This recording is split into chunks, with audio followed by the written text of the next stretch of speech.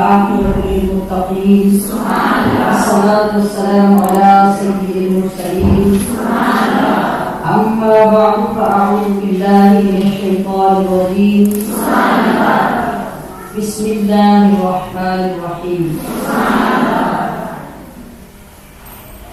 وقال الملأ الذين رب اشرح لي صدري ويسر لي أمري واحلل عقدة من لساني يفقهوا قولي. إن الله وملائكته يصلون على النبي يا أيها الذين آمنوا صلوا عليه وسلموا تسليما. الصلاة والسلام عليك يا سيدي يا رسول الله وعلى آلك وأصحابك يا حبيب الله.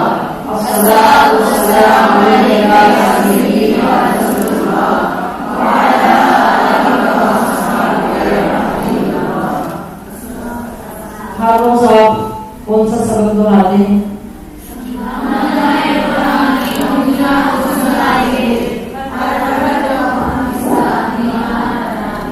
میں نے ثبوت جانا ہے کہ دور بیٹھ کے جب آپ سنتے ہیں تو آپ تیار بھی ہوتے ہیں کہ نہیں؟ ماشاءاللہ ہم نغمہ قرآنی دنیا کو سنا دیں گے، ہر پل کو ہم اس کا دیوانہ انشاءاللہ العزیز. اللہ پاک کا بے حد شکر اور آپ سب کو بے حد مبارک. اس ربیع کریم نے ہمیں قدموں سے چل کر اپنے ذکر کے مرکز میں پہنچ کر پہلے کی طرح اپنا ذکر کرنے اور سننے کی توفیق عطا فرمائے. ہر سانس کے ساتھ بھی اس کا کروڑوں شکر ادا کر سکیں تو کم ہے. اگرچہ ٹیکنالوجی کی سہولت سے ہم اس کی یاد سے محروم نہیں ہوئے اور بھی حاصل ہوئے.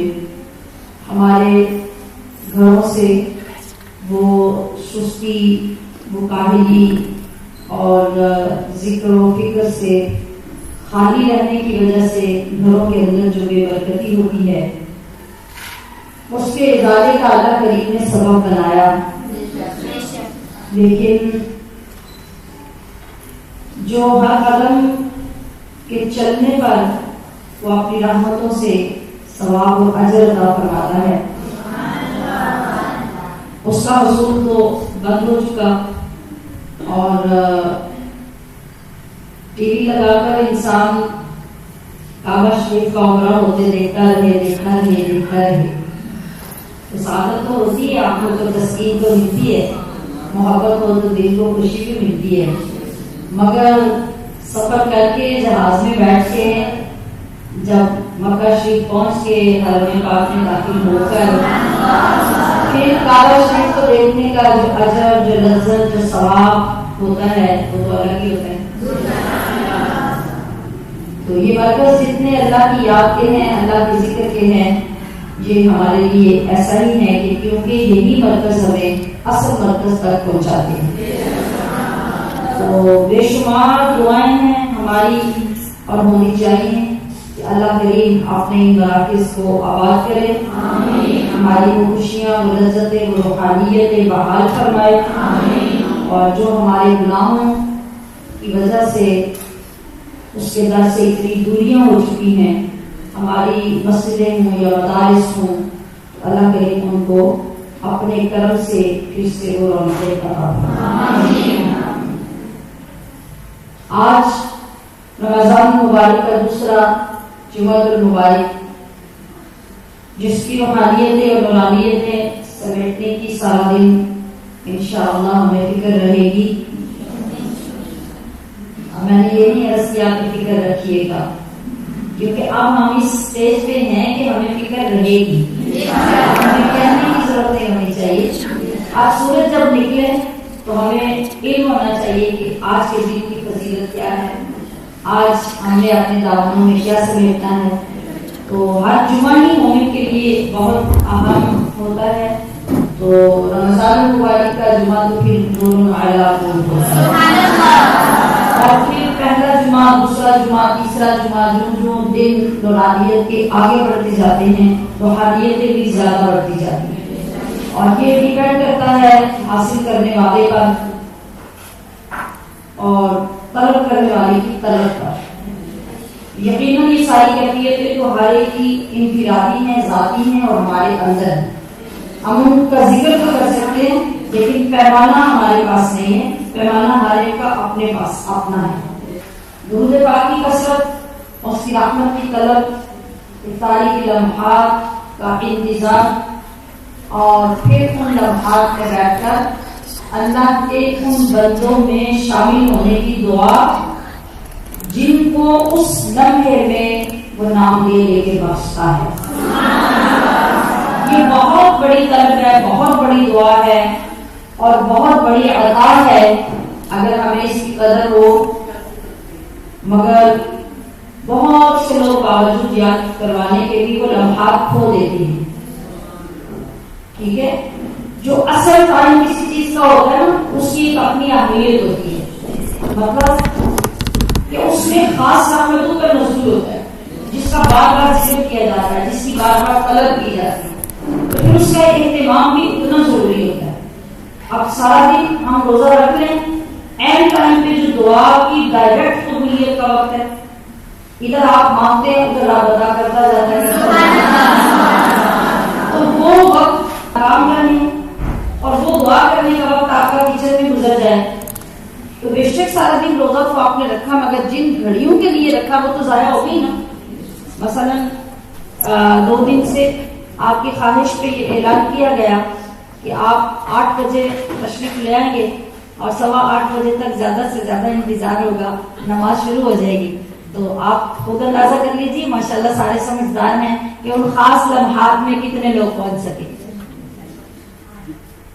تشریف لانے والے ابھی بھی تشریف لا رہے ہیں، تو اس وقت کی جو اہمیت ہے وہ اب کی تو نہیں ہے نا۔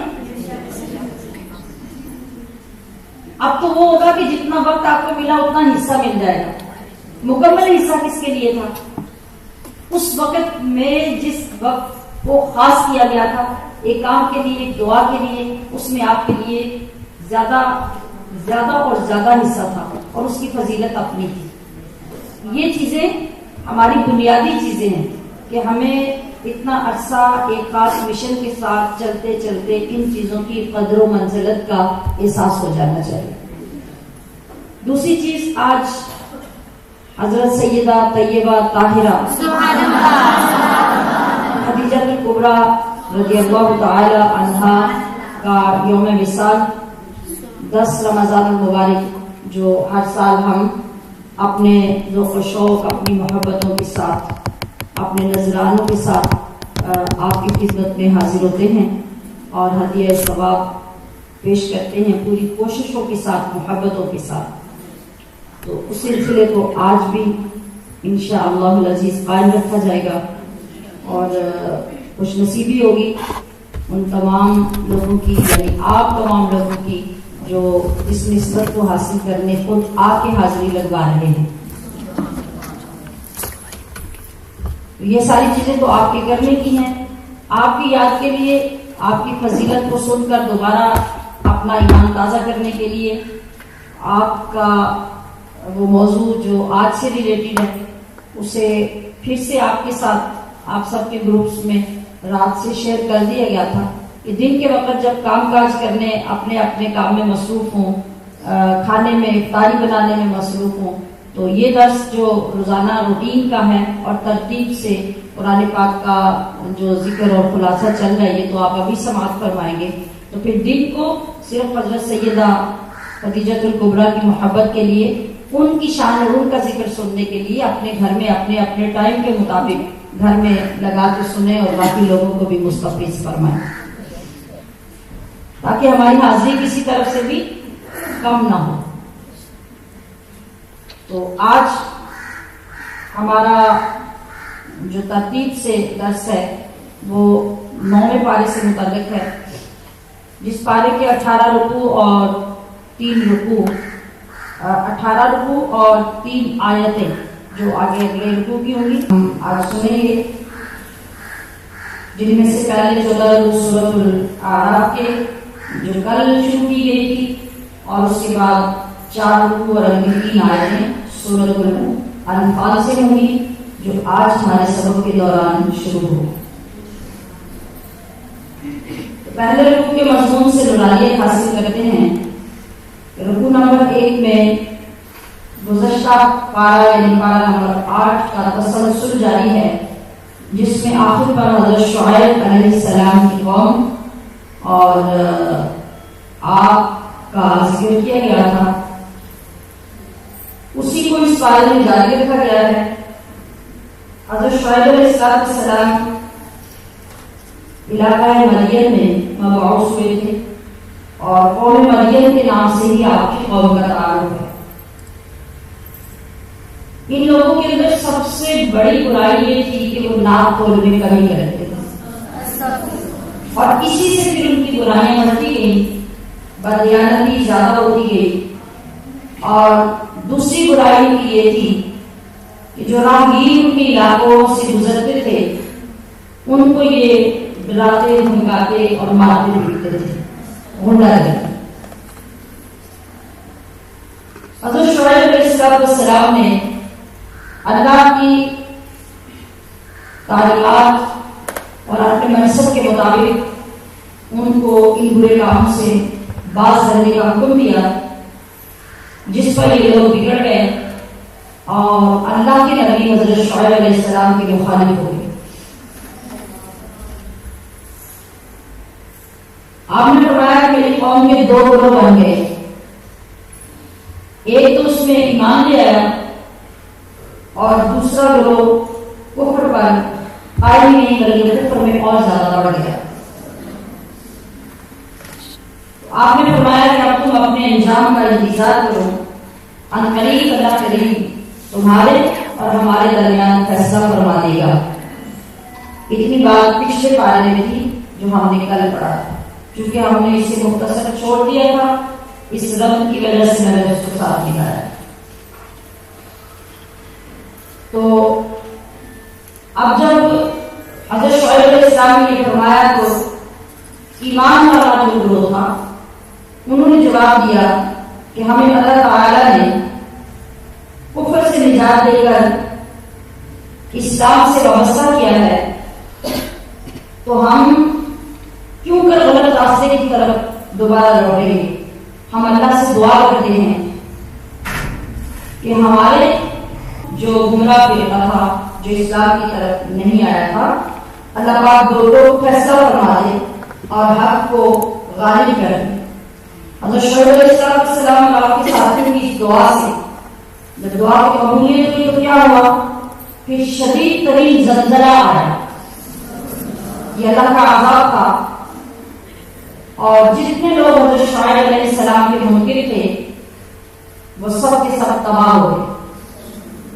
آپ ذرا تصور کیجیے، ہمارے یہاں جو زلزلے آتے ہیں جو ہم نے اپنی زندگی میں دیکھے ہیں، ان زلزلوں میں کیا ہوتا ہے؟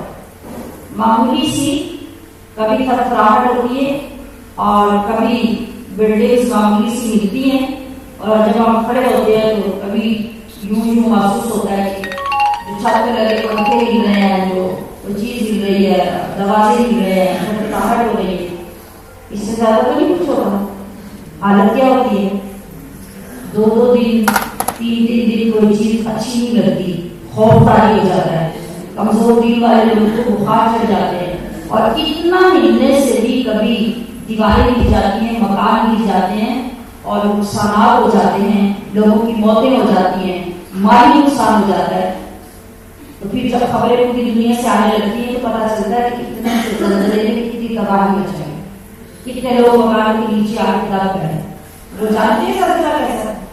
وہ زلزلہ ایسا نہیں تھا، وہ زلزلہ ایسے تھا جیسے تیز آندھی درختوں کو ہلا کے زمین سے اکھیڑ دیتی ہے، وہ ایسا زلزلہ تھا کہ اس نے بنیادوں سے مکانوں کو اٹھا کے پلٹ کر زمین پہ مارا، اور ہر چیز اس کے نیچے آ کے تہس نہس ہو۔ یہ اللہ کے نبی کی مخالفت اور اس کے انکار کا نتیجہ اور نبی کی دعا کا اثر تھا۔ پوری قوم اس طرح تباہ و برباد۔ دوسرے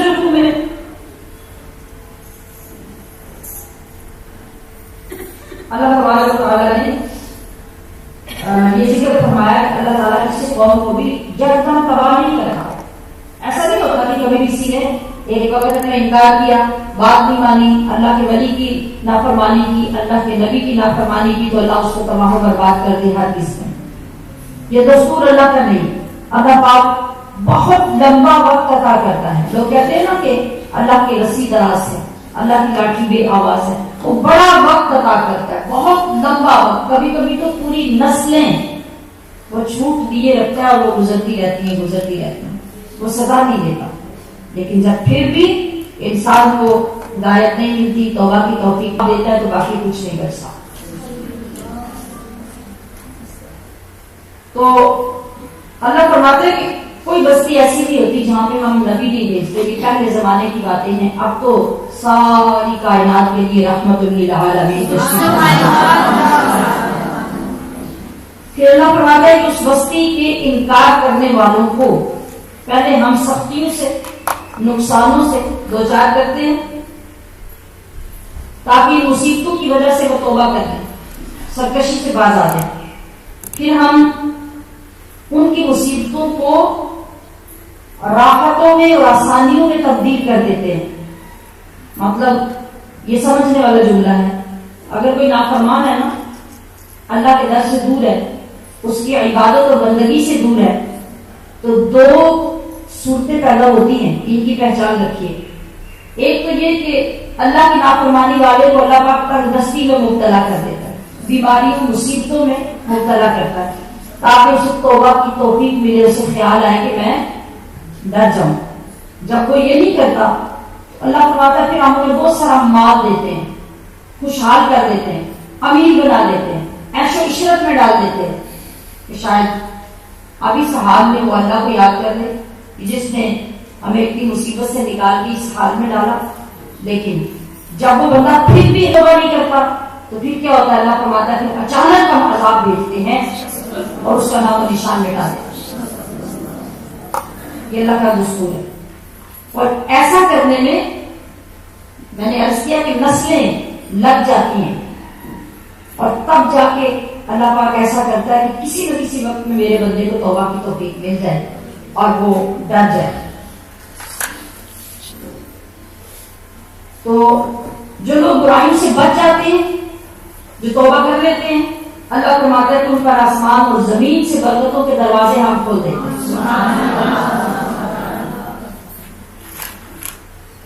اور رکوع نمبر 3 میں ذکر ہوتا ہے کہ جو تباہ شدہ بستیاں پیچھے امتوں میں گزری، پہلے نبیوں کی امتیں جو تھی جو انکار کرتی تھی اور ان کے عذاب آتے تھے، ان کا ذکر کیا. اور پھر حضرت موسیٰ علیہ السلام اور فرعون کا قصہ اس رکوع میں بیان کیا گیا. اللہ تبارک و تعالیٰ فرما رہا ہے کہ ہم یہ تباہ شدہ بستیوں کا حال کیوں ذکر کرتے ہیں؟ اس لیے کہ نبیوں کے آنے کے باوجود بھی ان لوگوں نے اپنے اعمال صحیح نہیں کیے، تو اعمال صحیح نہ کرنے کی وجہ سے انہوں نے خود عذاب الہی کو دعوت دی. نبی کیوں آتا ہے؟ نبی دنیا میں آتا اس لیے کہ بگڑے ہوئے حالات ٹھیک کرے، بگڑے ہوئے لوگوں کو اصلاح کی طرف لائے، گمراہ لوگوں کو اللہ کا راستہ دکھائے، اور سرکش اور ہٹ دھرم نافرمان لوگوں کو اللہ کی فرمانبرداری کی طرف لائے. تو جو لوگ نبی کی عزت بھی نہ کریں اور اس کے فرمان کو بھی نہ سنیں، تو پھر کائنات میں نبی سے بڑھ کر اللہ کے ہاں عزت والا کون ہوتا ہے؟ کوئی بھی نہیں ہوتا.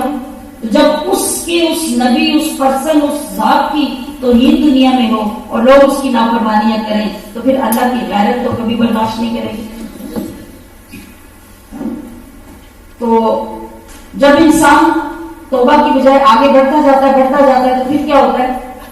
پھر پہلے پارے میں ہم نے پڑھا تھا کہ اللہ پاک نے ان کے دلوں پہ، ان کے کانوں پہ، ان کی آنکھوں پہ مہریں لگا دی. پھر مہریں لگ جاتی، جو چاہو کرو، اب تمہیں کوئی منع نہیں کرے گا. اس کے بعد اللہ تبارک و تعالیٰ نے جو ذکر بیان کیا حضرت موسیٰ اور حضرت فرعون کا، میں نے تو شروع میں بھی میں نے عرض کیا تھا کہ قرآن پاک میں جا بجا مختلف سپاروں میں مختلف طریقوں سے جتنا زیادہ ذکر قرآن پاک میں حضرت موسیٰ علیہ السلام کا ہوا ہے اتنا اور کسی نبی کا نہیں ہوا۔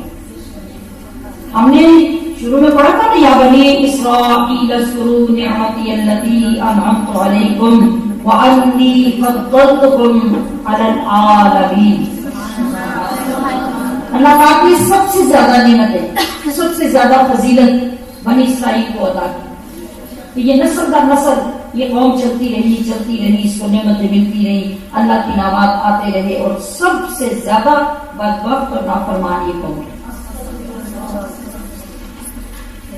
مختلف زمانوں میں ان کے مختلف کام ظاہر ہوتے رہے، تو اس حوالے سے موسیٰ علیہ السلام کا اور بنی اسرائیل کا ذکر بھی سب سے زیادہ قرآن کریم میں ہوا۔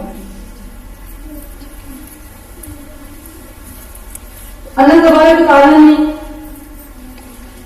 جب موسیٰ علیہ السلام کو فرعون اور اس کے پیروکاروں کی طرف تورات دے کر، اپنی تعلیمات دے کر، تو ان لوگوں نے ان آیات کو، جو آیات الہی تھی، ان کو ٹھکرا دیا، آپ کا انکار کر دیا، اور کیا کیا؟ فساد کر۔ تو پھر اللہ پاک فرمایا کہ پھر دیکھیے ان فساد کرنے والوں کا انجام کیا ہوا۔ کیا فساد کرنے سے، اپنی طاقت دکھانے سے اور پاور شو کرنے سے کیا وہ اللہ کے نبی پہ غالب آ گئے؟ کیا ان کا دین غالب آ گیا؟ ان کا عقیدہ غالب آ گیا؟ انہوں نے جتنا بھی پاور شو کیا، جتنا بھی فساد کیا، آخر کار اللہ تعالیٰ نے اس برے طریقے سے ان کو رہتی دنیا تک کی برت بنایا کہ آج بھی اگر آپ حقیقت نہیں دیکھ سکتے تو جو فرعون کی لاش کو آپ تو دیکھنا ٹی وی پہ، LED پہ، موبائلز پہ بہت آسان ہے، بے شمار دنیا بے شمار مرتبہ دیکھ چکی اور دیکھتی ہے۔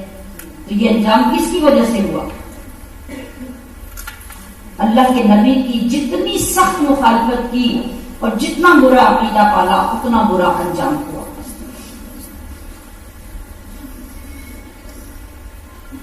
تو کیا ہوا کہ جب آپ گئے اور آپ نے جا کے بتایا کہ اس طرح اللہ پاک نے مجھے نبوت دی ہے، کتاب دی ہے اور تمہیں تبلیغ کرنے کے لیے بھیجا ہے، آپ کو یہ بات بھی یاد رہنی چاہیے نا کہ موسیٰ علیہ السلام بچپن میں اسی فرعون کے محل میں پلے ہیں۔ یہ تو یاد ہے نا، بہت دفعہ بیان ہو چکا۔ تو بڑے ہو کر جب فرعون نے خواب دیکھا اور خواب کے ذریعے اسے خطرہ تو لگ گیا، اب جب باضابطہ طور پہ اللہ پاک نے موسیٰ علیہ السلام کو نبوت عطا کر دی، تورات دے دی، اعلان کرنے کا حکم دے دیا، تو آپ بھیجا، حکم ہوا کہ جائیے فرعون اور اس کی جماعت کو جا کے تبلیغ کیجیے۔ جب یہ آئے تو فرعون نے کہا کہ اگر ایسی بات ہے تو پھر آپ مجھے کوئی معجزہ دکھائیے۔ تو موسیٰ علیہ السلام کا وہ عصا، جس کے بارے میں پچھلے کئی دنوں سے ہم معجزات سن رہے ہیں، وہ عصا زمین پہ پھینکا تو فرعون کے دربار میں، فرعون کے سامنے وہ عصا اژدہا بہت بڑا سانپ بن گیا۔ پھر آپ نے اپنا ہاتھ، ایک دستے بیضا کا معجزہ تھا، آپ نے اپنا ہاتھ یوں گریبان میں ڈالا اور ڈال کے باہر نکالا تو ہاتھ اس طرح روشن تھا جیسے کوئی بہت بڑا فانوس روشن۔ یہ دونوں معجزے اس وقت موسیٰ علیہ السلام نے فرعون کے دربار میں دکھائے، مگر ماننے والے تو اللہ کا نام سن کے مان لیتے ہیں۔ سمود سے مانگتے ہوئے جنہوں نے نہیں مانگنا ہوتا الا ماشاء اللہ۔ اب اگلے رکوع میں اس کا ذکر آتا ہے، چوتھے رکوع میں، کہ فرعون پریشان ہوا، سخت پریشان ہو گیا۔ اب بجائے ماننے کے، ایمان لانے کے، اس نے اپنے امیروں وزیروں کو جمع کیا اور ان سے کہنے لگا، ذرا ڈائلاگ سنیے، ان کو کہنے لگا کہ موسیٰ تو بڑا ماہر جادوگر بن گیا ہے، معاذ اللہ، اور اس کا منشا، اس کا مشن کیا ہے کہ یہ اپنے جادو کے زور سے تم لوگوں کو ملک سے نکالنا چاہتا ہے۔ تو درباریوں نے، وزیروں مشیروں نے یہ مشورہ دیا کہ اس کے مقابلے میں جادوگر بلائے جانے چاہیے، پورے جو آپ کی سلطنت میں جہاں جہاں بھی جس درجے کا بھی کوئی جادوگر ہے، نچلے درجے سے لے کے انتہائی اوپر کے درجے تک، ان سب کو بلایا جانا چاہیے اور انہیں کہنا چاہیے کہ پوری زبردست تیاری کے ساتھ آئیں، کے سامنے پیش کریں۔ تو جب اتنے جادو اگر آ جائیں گے تو یہ اکیلا بندہ کیا کرے گا؟ جادوگر کو بلانے کا مشن شروع ہو گیا، اطلاعات پہنچ گئی، تیاری کا حکم دے دیا گیا، سب آ گئے۔ جب آئے تو فرعون نے اپنے دربار میں بلا کے پھر تاکید خاص کی۔ جادوگروں نے کہا کہ آپ ہمیں یہ بتائیے، اگر ہم موسیٰ کے مقابلے میں کامیاب ہو جائیں تو ہمیں کوئی انعام ملے گا ہمارے لیے؟ اس کے بعد کیا ہوگا؟ فرعون نے کہا کہ ہاں، تمہارے لیے بڑا خاص انعام ہوگا کہ میں تم سب کو اپنے دربار کا مقرر بنا لوں گا اور تمہیں اعلیٰ اعلیٰ عہدوں پر فائز کر دوں گا۔ مقابلہ ہوا، جادوگروں کے پاس جتنا بھی جادو کا زور تھا وہ انہوں نے سب چلایا۔ ایک بہت بڑا میدان تیار کیا گیا، 70,000 تو صرف جادوگر تھے۔ اب آپ سوچئے کہ تماشائی کتنے ہوں گے، جگہ کتنی بڑی ہوگی۔ موسیٰ علیہ السلام تنہا، تو اب جب میں اب ڈیٹیل تو آپ نے سن لی ہو، تو میں نے ڈیٹیل میں یہ واقعہ تعمیل دین کورس میں بیان کیا ہے، پڑھایا ہوا ہے وہاں پہ۔ تو ابھی شارٹ کٹ تو یہ جو جادو کیا نا، وہ ان کے پاس رسیاں اور چھڑیاں تھیں، یہ خاص طور پہ وہ تیار کر کے لائے، اور ان کے تھے اور چھڑیاں اور لاٹھیاں وہ پھینکتے تھے تو وہ سانپ بن جاتے تھے۔ 70,000 جادوگر ایک ایک چھڑی پہ بھی جادو کر کے پھینکے تو کتنے سانپ ہوں گے؟ سوچا جا سکتا ہے کتنا خوفناک منظر ہوگا۔ اور ادھر تنے تنہا موسیٰ علیہ السلام،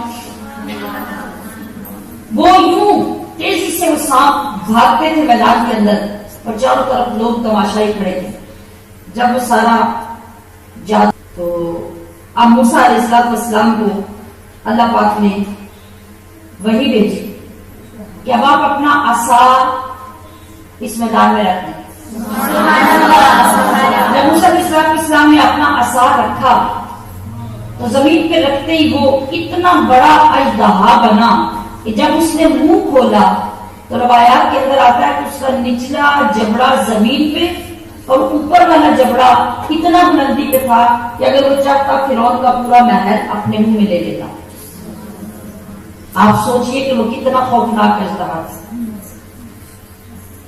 وہ آگے بڑھا، یوں چکر لگایا، سارے کے سارے سانپ کھا گیا۔ جو معراج کو، انتہا کو، کمال کو پہنچ جاتا ہے نا، وہ جانتا ہوتا ہے کہ اس کے آگے کیا ہے۔ اپنے ہنر کے کمال کو وہ جانتا ہوتا ہے۔ اب چونکہ وہ جادوگر تھے، وہ سمجھتے تھے کہ جادو کی انتہا کہاں ہے، کہاں اینڈ ہوتا ہے۔ جس وقت انہوں نے یہ منظر دیکھا نا، فوراً ایک لمحے کے لیے سوچا کہ یہ جادو نہیں، یہ جو موسیٰ نے کیا یہ جادو نہیں، جو ہم نے کیا یہ جادو ہے۔ یہ جادو یہاں تک نہیں پہنچ سکتا جہاں تک اپروچ موسیٰ علیہ السلام کی ہے، یہ ہرگز جادو نہیں ہے۔ تو پھر کیا کیا؟ جب یہ سارا دیکھا نا تو دیکھتے ہی فوراً وہ پکارتے ہوئے آئے، آمنا برب العالمین، آمنا برب موسیٰ و ہارون۔ اور موسیٰ علیہ السلام کے سامنے آ کے رکھ کے وہ پکارنے لگے کہ لوگوں سن لو، فرعون تم بھی سن لے، وزیروں تم بھی سن لو، بشیروں تم بھی سن لو، ہم رب العالمین کو ایمان لے آئے، ہم اس رب پر ایمان لے آئے ہیں جو موسیٰ اور ہارون کا رب ہے۔ ہارون علیہ السلام بھائی تھے نا موسیٰ علیہ السلام کے، وہ بھی نبی تھے اور آپ کی موجودگی میں آپ کے وزیر تھے۔ تو کہنے لگے کہ ہم ان نبیوں کے رب پر جو رب العالمین ہے ایمان لے آئے۔ آپ سوچئے ساری طاقت فرعون کی موسیٰ علیہ السلام کے قدموں پہ آ گئی۔ اب اس کا حشر کیا تھا؟ جن کو پالا تھا، جن کو تیار کیا تھا، جن کے لیے اہتمام کیا تھا، وہ سارے تو ہاتھ سے گئے۔ اب فرعون کو جب یہ پتا چلا تو اس نے ان سب کو طلب کیا اور کہا کہ تمہاری یہ جرت تو میرے دربار میں میرے بندے ہو کر، میری جماعت ہو کے تم یہ کچھ کر رہی ہو۔ تو پھر پتہ کیا ہوا؟ اب ایمان کا نشہ چڑھ گیا۔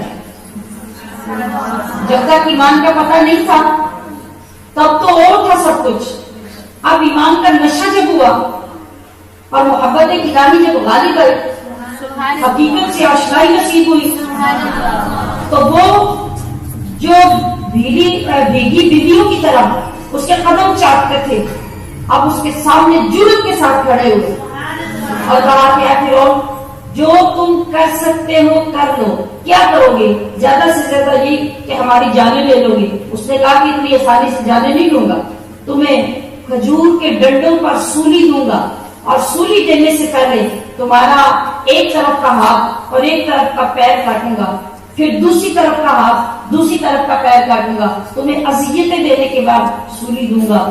جادوگر بلند آواز سے ایک آواز بولے، کہا کہ جو کچھ کرو گے اسی زندگی میں کرو گے نا، آگے کی زندگی تو ہمارے لیے ہے۔ اس کو ایمان کی طاقت کہتے ہیں، اس کو ایمان کا نور کہتے ہیں، اس کو ایمان کی لذت کہتے ہیں۔ تو یہاں ایک لمحے کے لیے اپنے سینوں کی طرف نگاہ کر کے دیکھ لیجئے، غور کر لیجئے کہ ہم سارے ایمان والے بیٹھے ہیں، ہمارے ایمان کا درجہ کیا ہے؟ ہمارے ایمان کا درجہ کیا ہے؟ ان کا تو ہم نے سن لیا، ہمارے ساتھ کس چیزیں شیئر کیوں ہو رہی ہیں؟ ہمارے قرآن میں ان چیزوں کو نازل کیوں کیا گیا ہے؟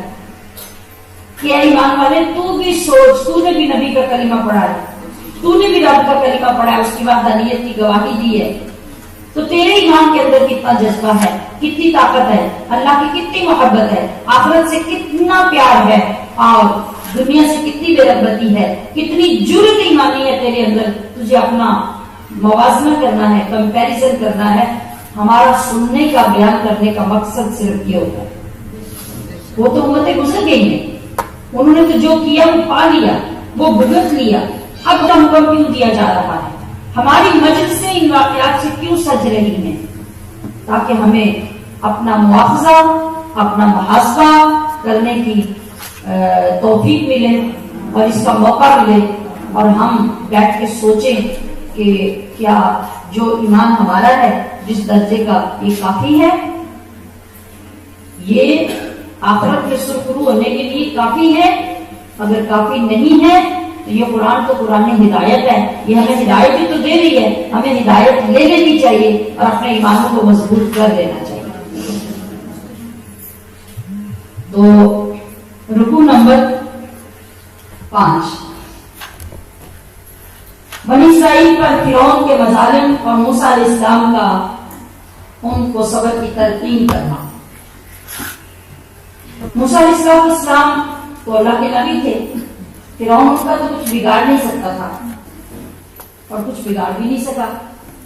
البتہ جو موسیٰ علیہ السلام کی قوم تھی بنی اسرائیل، ان پہ اس نے زنا تنگ کر دیا، ظلم و ستم بڑھا دیے، ان کے بچوں کو قتل کرنا، بچیوں کو زندہ چھوڑنا، اور جہاں تک ان کی زندگی اجیرن کی جا سکتی تھی وہ کرنا شروع کر دی۔ تو موسیٰ علیہ السلام کے قوم نے تنگ آ کے موسیٰ علیہ السلام سے عرض کیا کہ جب ہم نے آپ کی نبوت کو نہیں مانا تھا، ہمارے اوپر تب بھی فرعونی قوم ظلم کرتی تھی، اب جب ہم نے آپ کو مانا، آپ کو تسلیم کیا، آپ کا کلمہ پڑھا، ہمارے اوپر تب بھی ظلم ہو رہے ہیں، تو فرق کیا پڑا ہمیں؟ ان کے لیے آسانی پیدا کر دی، فرمایا کہ تم لوگ گھروں میں ہی نمازیں پڑھا کرو، گھروں میں ہی اپنے رب کو یاد کرو، اور نماز اور صبر کے ساتھ اللہ سے مدد کی دعائیں کرو، انشاءاللہ جلد تمہارا دشمن ہلاک ہو جائے گا۔ آپ کے اس فرمانے کے بعد آپ کی قوم نے اسی طرح کیا۔ پھر آگے رکوع نمبر 6 میں ذکر ہوتا ہے کہ وہ جو آل فرعون تھے، یہ یاد رکھیں کہ جو موسیٰ علیہ السلام کی قوم تھی اس کا نام بنی اسرائیل تھا، اور جو فرعون کی قوم تھی اس کا نام तिब्बती था, वो तिब्बती लोग थे और ये बनी इसराइल थे। पॉप फ्रेंची वाला पॉप, बा या तिब्बती, ये फिरौन की कौम का नाम था। तो वो जो तिब्बती लोग थे उनके ऊपर इस आले फिरौन कुरान में कहा गया। तो आले फिरौन का फिर अजाब आया और बनी इसराइल पे अल्लाह पाक ने इनामात का सिलसिला शुरू कर दिया।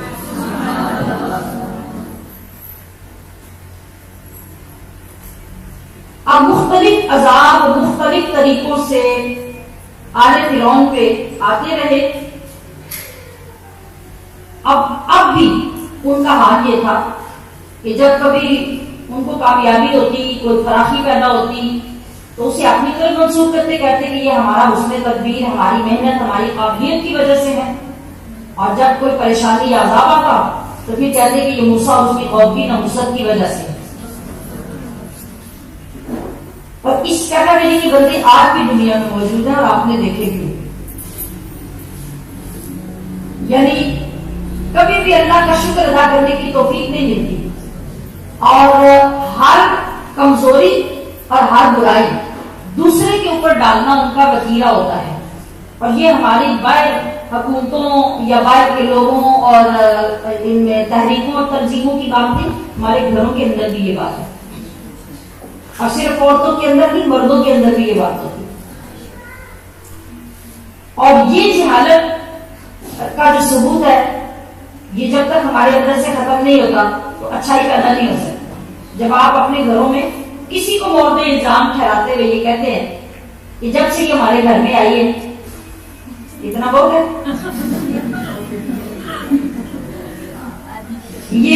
ये वही बात है। और फिरौनी भी यही कहते हैं कि जब मुश्किल आती, मुसीबत आती, अजाब आता, तो कहता है ये नहुसत है मूसा और मूसा की कौम की। फिर अल्लाह तबारक व तआला ने उनकी इन बुराइयों की वजह से जो उन्हें अजाब दिए ना, मशहूर तरीन 5 अजाब उनके ऊपर लगातार अजाब आए। आप सोचें, अगर तसव्वुर करें तो सर से लेकर पैरों तक कांप जाए कि वो अजाब कैसे थे। सबसे पहला जो अजाब आया वो तूफान का अजाब था। थोड़ी सी आंधी आती है, खिड़कियां जोर जोर से बजने लगी, दरवाजे बजने लगे तो दिल कांप जाते हैं, ऐसे ही है। तो आप सुनिए कि उन लोगों के ऊपर जो अजाब आया वो कितने तूफान का अजाब था। यकदम बादल आया और पूरी उस दुनिया और पूरी सरजमीन के ऊपर अंधेरा छा गया, अंधेरा हो गया। फिर जोरदार किस्म की बारिश होने लगी और इतनी बारिश हुई, इतना तूफान आया कि आले फिरौन का हर घर पानी से भर गया। सोचते जाइए, तसव्वुर में ला के जरा सुनिएगा। इस कदर पानी भर गया कि घर में सिवाय खड़े रहने के और कोई सूरत ना रही। पानी के अंदर कोई बैठता कहां। अब बढ़ता बढ़ता पानी उनकी गर्दनों तक आ गया। जो थक के बैठने की कोशिश करता वो रुक जाता, हिलाक हो जाता। ना अपनी जगह से हिल सकते थे, ना काम कोई कर सकते थे, ना खा पी सकते थे। उनकी खेतियां, उनकी फसलें, सब कुछ बर्बाद हो गया। और सुनिए अगली बात, ये कोई घंटे 2 घंटे की बात नहीं थी, 7 दिन 7 रातें ये अजाब उनके ऊपर रहा। वो इसी मुसीबत में मुब्तला रहे। अच्छा, अब हैरान कुन बात ये थी कि जब इकट्ठे आबादी इकट्ठी थी, जिस वक्त पाकिस्तान नहीं बना था, तो सिख और हिंदू और मुसलमानों के घर इकट्ठे थे ना। मोहल्ला पूरा जो होता उसमें कुछ मुसलमानों के घर होते और कुछ हिंदुओं के घर थे। आज भी लोगों के मोहल्लों में पुराने घर मौजूद हैं। इसी तरह फिरौनियों के और बनी इसराइल के घर इकट्ठे थे। हैरान कुन बात ये थी कि 2 घर, अगर एक आले फिरौन का और एक बनी इसराइल का, दीवारें इकट्ठी हैं।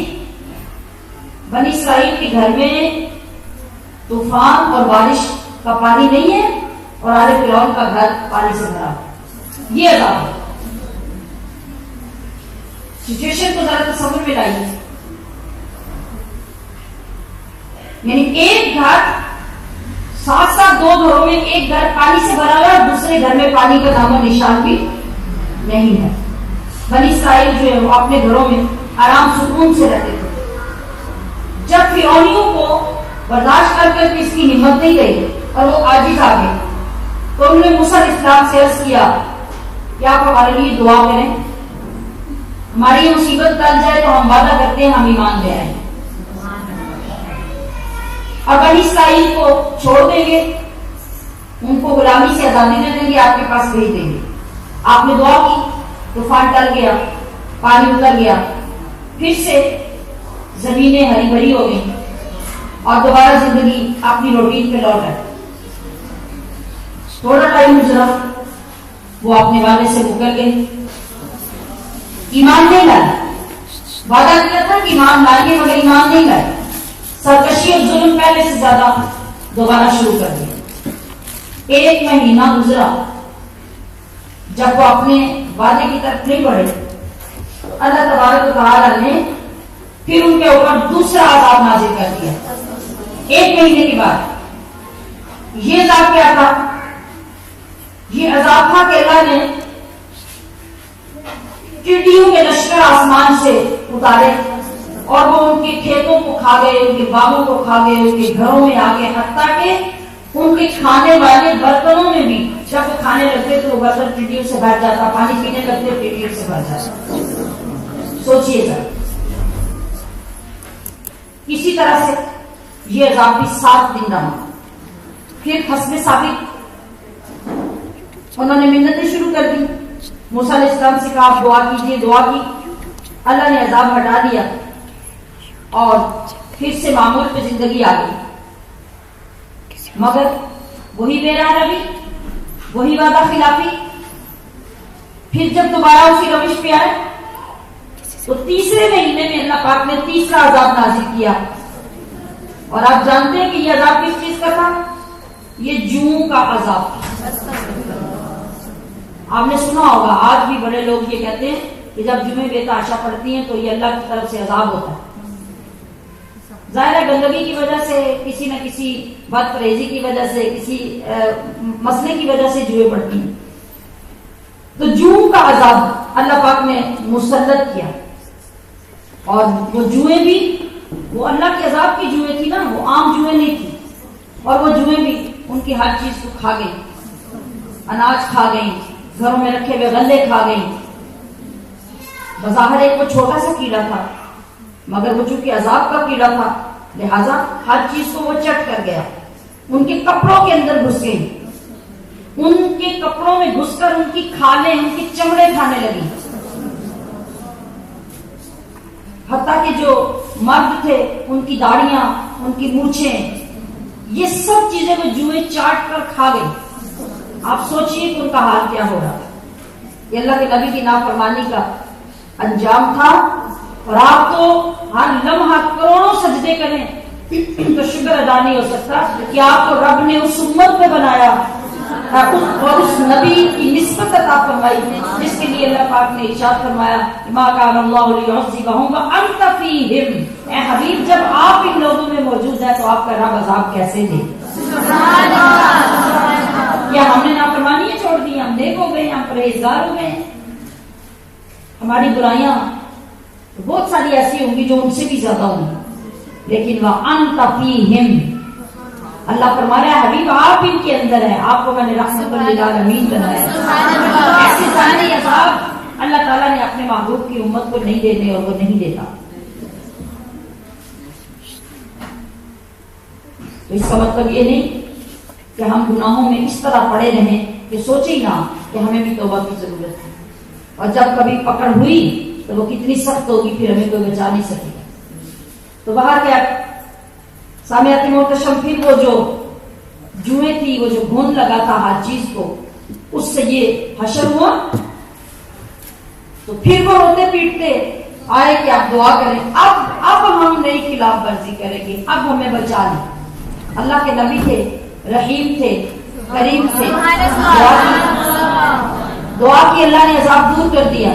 جب عذاب دور ہوتا تو پھر فوراً حالات دوبارہ سے ٹھیک ہو جاتے. عذاب کی وجہ سے چیزیں ختم ہوتی، اللہ اپنی رحمت سے دوبارہ ٹھیک کر دیتا. پھر مہینہ گزرنے کے بعد ان لوگوں نے پھر اپنے وہی کرتوت شروع کر دیے، پھر انکار، پھر سرکشی، پھر نافرمانی. اب چوتھی مرتبہ اللہ تعالیٰ نے مینڈکوں کا عذاب ان پہ نازل کیا.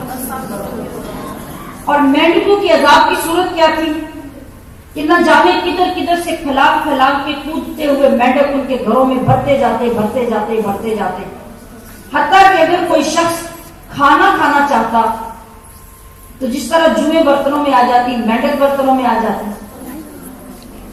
جب وہ کھانے کے لیے ہاتھ بڑھاتا تو کھانے کی بجائے اس کے منہ میں مینڈک چلا جاتا. اور یہ سارے جو عذاب ہیں یہ 7 دن رہتے ہیں. ٹھیک ہے. اب اس طریقے سے ان لوگوں نے ہیلے کیے کہ وہ اپنے مقصد کے لیے بنی اسرائیل سے صلح کرتے کہ آپ ہمارے ساتھ ہمدردی کریں. وہی بات ہوتی کہ اگر اکٹھے 2 بندے بیٹھے ہیں، ایک بنی اسرائیل ہے، ایک میں مینڈک ہے اور اس کے برتن میں کھانا ہے، یہ اللہ ہے نا. تو آپ وہ منتیں کرتے کہ تم اپنی پلیٹ سے ہمیں کھانا دے دو، اپنے گلاس سے ہمیں پانی دے دو.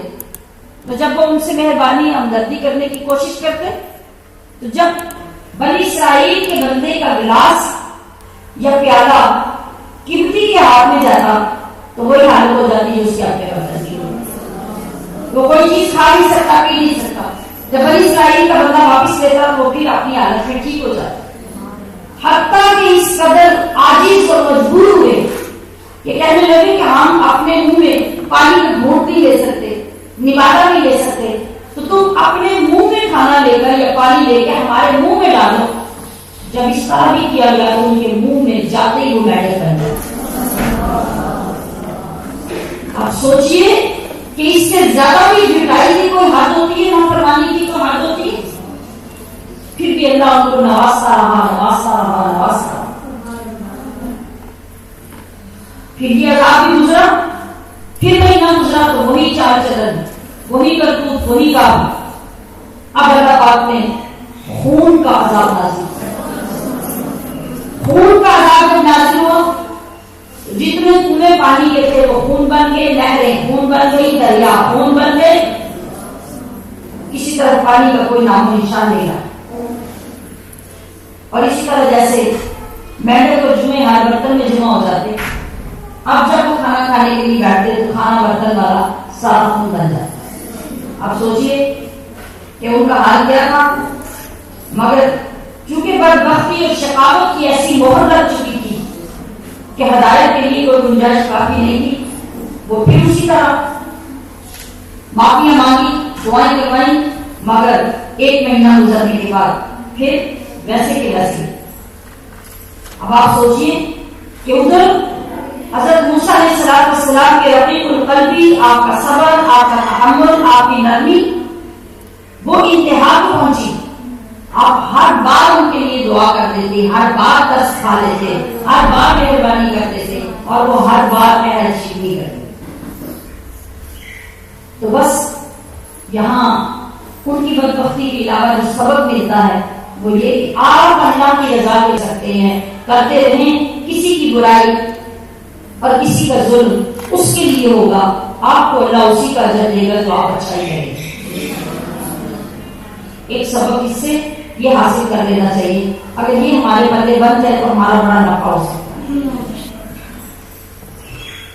تو محترم سامعین، اب یہ جو سچویشن گزری اس کے بعد رکوع نمبر 7 میں آگے ارشاد ہوتا ہے کہ حضرت موسیٰ علیہ السلام نے اللہ تعالیٰ سے دعا کی، ربی ارنی انظر الیک، یا اللہ میں تیرا ربی بھی ہوں، تو میرے ساتھ کلام میں کہتا ہے مجھے اپنا کلام دے دیا ہے، اپنی کتاب دی ہے، تو میرا دل نہیں کہتا ہے میں تجھے دیکھوں، مجھے اپنا دیدار لگ رہا میں تجھے دیکھوں. یہ وہی بات جہاں اللہ نے فرمایا اللہ تعالیٰ کہ اب سب ہونا کسی مجھے دے دے سکتا. پھر اصرار کیا، پھر اصرار کیا تو کہا کہ اچھا پھر وہ تو بھی آیا اور سامنے درخت کو دے، وہ درخت کا میں جنی داروں لگا کے اوپر بڑا کر سکا. تو فخر موسیٰ صاحبہ جب وہاں پر زمین آئی اللہ کی صفات کی تو موسیٰ علیہ السلام اس ہیبت جلال اور نور کو برداشت نہیں کر سکے اور آپ کو بے ہوشی آنے لگے اور آپ زمین پہ تشریف لے آئے. یہاں اس رکوع میں اسی قدر ذکر کیا گیا. رکوع نمبر 7 میں. رکوع نمبر 8 میں آپ وہاں پر رکوع پہ جانے کے بعد دوبارہ بنی اسرائیل کی جو سرکشی تھی اور اس سرکشی کی وجہ سے انہوں نے کیا کیا؟ انہوں نے پیچھے بچڑا بنا لیا, گائے کا بچڑا سونے کا بنایا اور یہ سنار تھا, سامری سنار. اس نے قوم کو پیچھے سے بلا لیا اور کہا کہ موسیٰ تو وہاں رب کے پاس چلے گئے تو تم بغیر کسی معبود کے پیچھے رہ رہے ہو, تم اس معبود کو سجدے کرو, اس کی عبادت کرو, اس کو اپنا معبود بناؤ. تو اس نے ساری قوم کے زیور, ساری قوم کے سونے کے اکٹھے کیے, ان کو پگھلایا, پگھلا کے ان کا ایک بچہ تیار کیا, گائے کا بچہ بنایا.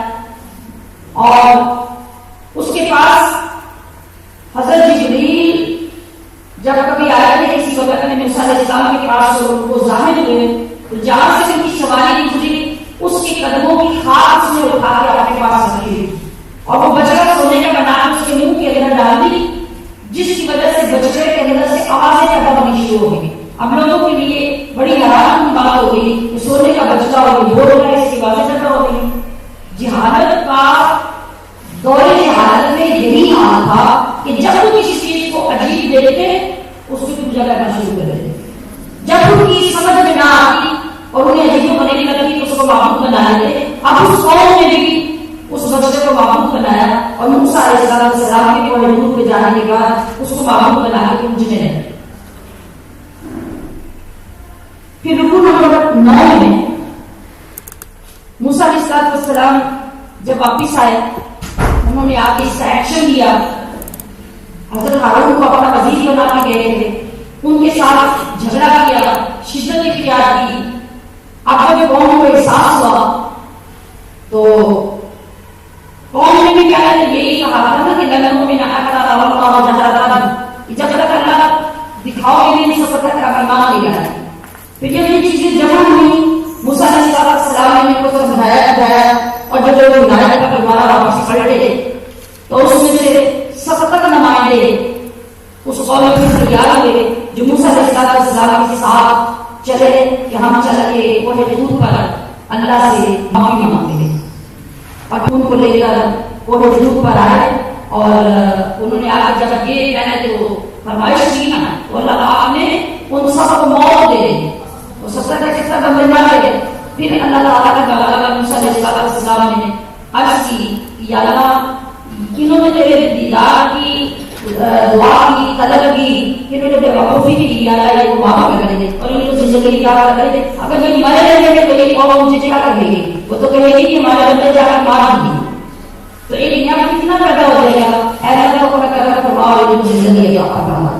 پھر اللہ تعالیٰ نے توبہ کی قبول کی اور ان کو زندگی عطا. رکوع نمبر 10 میں ارشاد فرمایا گیا کہ جتنے نبی بھی اس سے پہلے دنیا میں آئے وہ سب کے سب اپنی قوموں کے لیے, اپنے زبانوں کے لیے, اپنے قبیلوں کے لیے, اپنے علاقوں کے لیے گھر بنا لے آئے. مگر اے میرے محبوب تیری شان یہ ہے کہ میں نے تجھے ساری کائنات, سارے زبانوں, سارے علاقوں کے لیے بنا کے.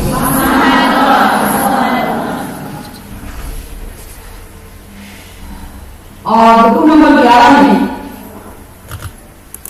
اس ایک واقعے کا ذکر کیا گیا جس میں اللہ پاک نے یہودیوں کے لیے ہفتے کا دن مقدس بنایا, جس طرح ہمارے لیے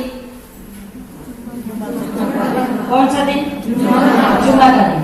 جمعہ کا دن مقدس ہے, اسے یوم نور, یوم سرور, یوم عید کہتے ہیں. اور کتنی برکتیں رحمت نبی علیہ السلام نے اس لیے ارشاد فرمائی. تو یہودیوں کے لیے ہفتے کا دن اس طرح متبرک تھا. اللہ نے ان کو اس دن عبادت کا حکم دیا تھا, کام کاج کرنے, شکار ان کا پیشہ تھا, اس کو کرنے سے منع کیا تھا.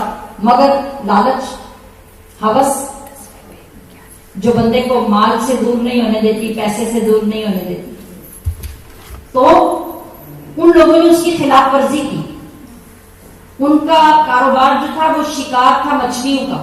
یہ پوری قوم کا کاروبار تھا. تو اب کیا ہوتا کہ ہفتے کے دن ادھر اللہ نے منع کیا، ادھر آزمائش کے لیے ہفتے کے دن دریا میں ڈھیروں مچھلیاں آتی، باقی دنوں میں اتنی نہیں ہوتی، تو کون برداشت کرے، مال ہاتھ سے جاتا ہوا۔ اب ان لوگوں نے کیا کیا کہ دریا کے ساتھ ساتھ جو زمینیں تھیں وہاں سے وہ سلوپ بنا کے کاٹ کے دریا کو تو 7 گڑھے بنا دیے۔ وہ ایک دن پہلے شام کو گڑھے کھول دیتے تو وہاں سے پھسلتی مچھلیاں گڑھوں میں آ جاتی ہفتے والے دن، تو وہ وہاں سے ان کو جمع کر لیتے۔ اب منع کرتے اس وقت کے نبی تو یہ کہتے کہ ہم کون سے پکڑتے مچھلیاں تو خود آتی ہیں، فراڈ اور دھوکے دیکھیے نا۔ تو اس پہ بار بار جب انہیں منع کیا گیا، جو حق پرست تھے، جو اللہ کے نبی کے فرما بردار تھے، وہ ان کو سمجھاتے مگر یہ سمجھتے نہیں، نافرمانی بڑھتی گئی، نہ جانے کتنا لمبا عرصہ یہ نافرمانی اللہ پاک دیکھتا رہا، مگر جب یہ لوگ اپنے برے کاموں سے باز نہیں آئے تو پھر کیا کیا، پھر اللہ نے ان کو ذلیل و خوار کیا، اور پھر اس پوری قوم کو جو جتنے قبیلے اس غلط کام میں مبتلا تھے ان سب کو بندر بنا دیا، بندر۔ اور یہ بے بسی کی حالت تھی کہ چیختے تھے، چلاتے تھے، بھاگتے تھے، منہ سے بات نہیں ہوتی تھی، بندروں جیسی آوازیں نکلتی تھی، کسی کو سمجھا نہیں سکتے تھے، اظہار نہیں کر سکتے تھے۔ 3 دن راتیں اسی طرح تڑپتے چیختے بھاگتے گزر گئے، پھر اللہ نے سب کو موت دی اور دریا کو حکم دیا، اس کا پانی اچھل کر باہر آیا اور سب میتوں کو، لاشوں کو بہا کے لے گیا۔ یہ اللہ ہے، یہ اس کی طاقت ہے، وہ نافرمانوں کو یوں عذاب دیتا رہا۔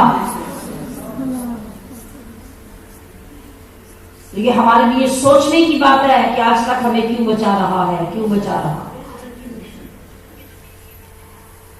کسی کا منہ ہے وہ فرماتا ہے حبیب تیرے منہ کو میں تیری امت کو عذاب نہیں دیتا۔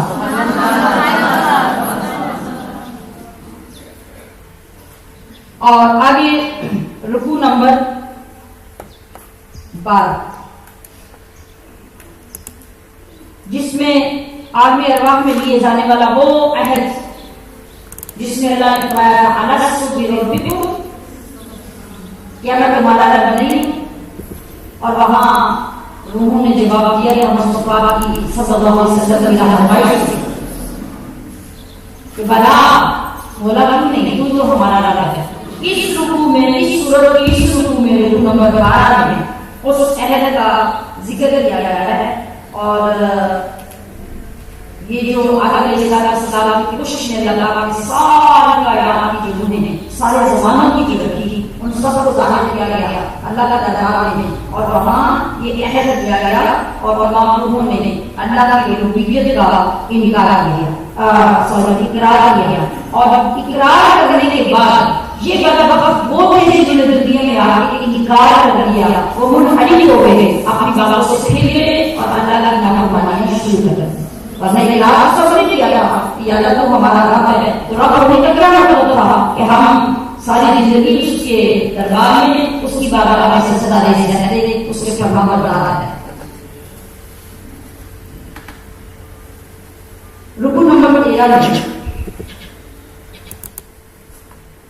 قیامت کا تذکرہ ہوا اور رسول اللہ صلی اللہ علیہ وسلم کے اختیارات کا ذکر کیا گیا، یعنی قیامت کا تذکرہ یا قیامت جب آئے گی اچانک آ جائے، اور فائنلی ایگزیکٹلی اس کا پتہ اللہ کا سوا کسی کو نہیں۔ اب یہاں پر بہت سے لوگ آج بھی بھی نبی علیہ السلام کا دیکھ کرتے تھے کہ آپ کے لیے میں اپنے لیے کسی شے کا مالک نہیں، تو اس کا یہ مطلب ہے حضور کو یہی لگا ہے اور اللہ نہیں جانا۔ یہاں اس کی وضاحت کی گئی، اس کا مطلب یہ نہیں ہے کہ حضور غیب نہیں جانتے، اس کا مطلب یہ ہے کہ رسول اللہ صلی اللہ علیہ وسلم نصر نفسی سے یہ فرما رہے ہیں اور حقیقت یہ بتا رہے ہیں کہ میں ذاتی طور پر ان تمام چیزوں کو نہیں جانتا، میں ذاتی طور پر ان چیزوں کے جاننے کا مالک نہیں ہوں، بلکہ میرا رب مجھے اطلاع کرتا ہے، میرا رب مجھے کرتا ہے، میرا رب مجھے اطلاع کرتا ہے، تو میں اس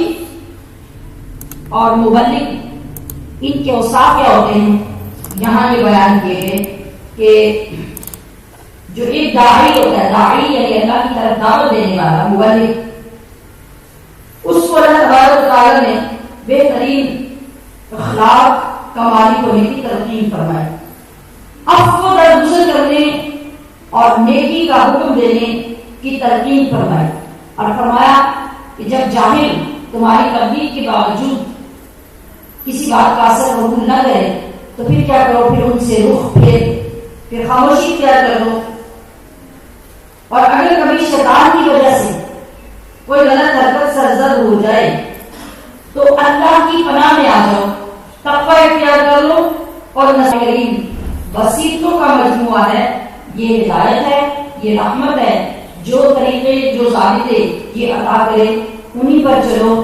یہی ایک مبلغ دین کی خاصیت اور اس کی یہ عادات اور اس کی یہ اوصاف ہونے چاہیے۔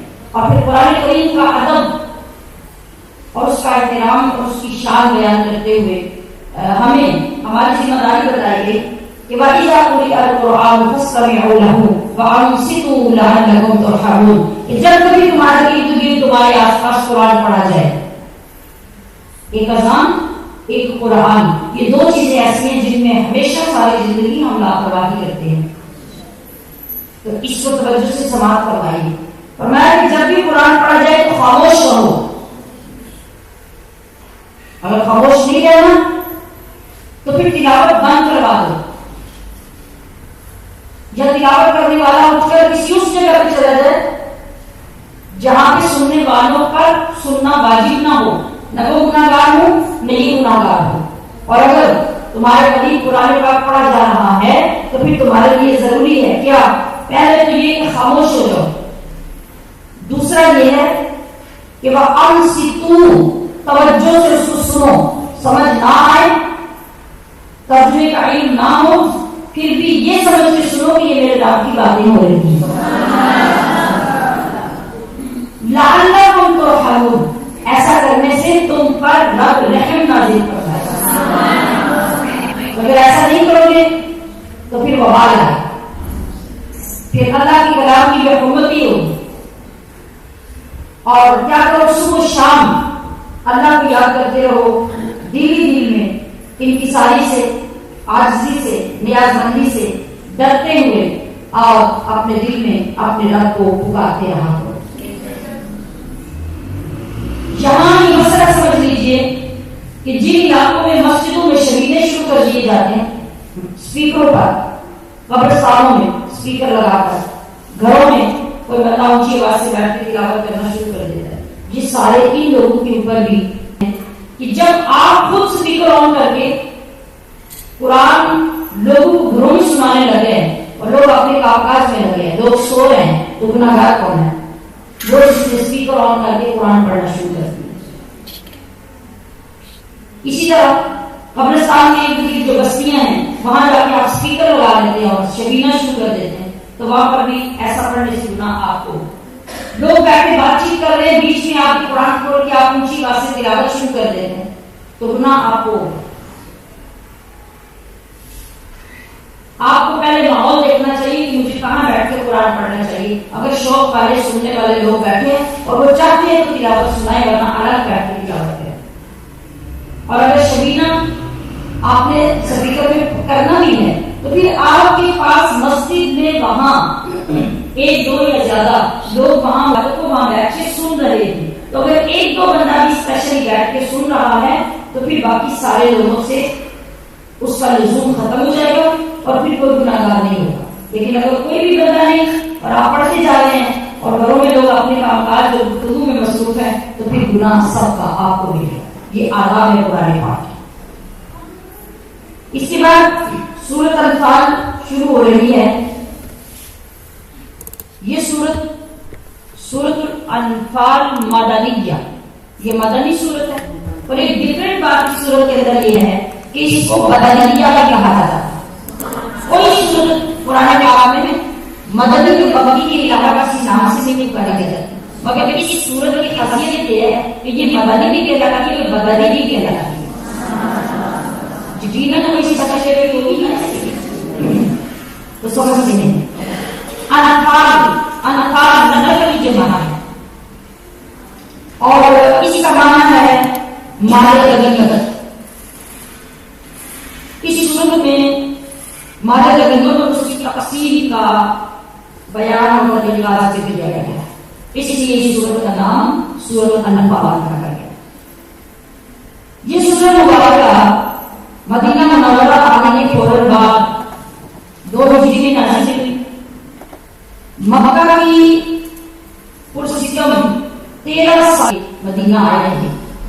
اتنی لمبی زندگی میں اسلام کی اشاعت کا تبلیغ کا کامیابی کا جو کام نہیں ہو سکتا تھا مدینہ منورہ میں آتے ہی چند مہینوں میں اللہ نے وہ عروج جو کامیابی مسلمانوں کو عطا کیا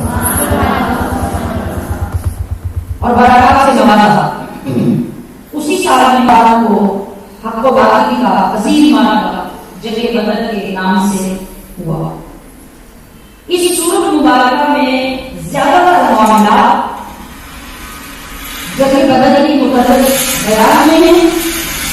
اس لیے اس نسبت کی وجہ سے اس سورت کو مدنیہ میں بھی اور مدنیہ میں بھی کہا جاتا ہے.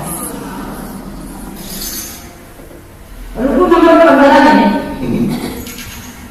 یعنی اسی پہلے رکوع میں جو میں عرض کر رہی ہوں اس میں غزوہ بدر ہی کے متعلق مال غنیمت کے متعلق اور مومنین کی صفات کے متعلق بیان کیا گیا ہے جو اللہ تعالیٰ نے ان کو غنیمت عطا فرمائی, ان کے لیے فرشتے نازل فرمائے اور ان کو حوصلہ دیا اور باوجود تھوڑے سے لوگ ہونے کے لیے شدت کا محسوس ہونے کے لیے بغیر استحاق کے ہونے کے لیے روزہ دار ہونے کے لیے اللہ نے زبردست کامیابی عطا کی کہ اللہ کی دنیا میں اللہ سے ذکر ہے. رکوع نمبر 16 میں اللہ کی مدد کس انداز سے آئی اس کا ذکر کیا گیا. اللہ فرمایا ہے کہ ہم نے میدان جنگ میں تم پر غرور کی طرح کیا. یہ کسی چیز کے علاوہ کسی سکون کی علاوہ لیکن بندہ کا طرح کہاں ہو بے قرار ہو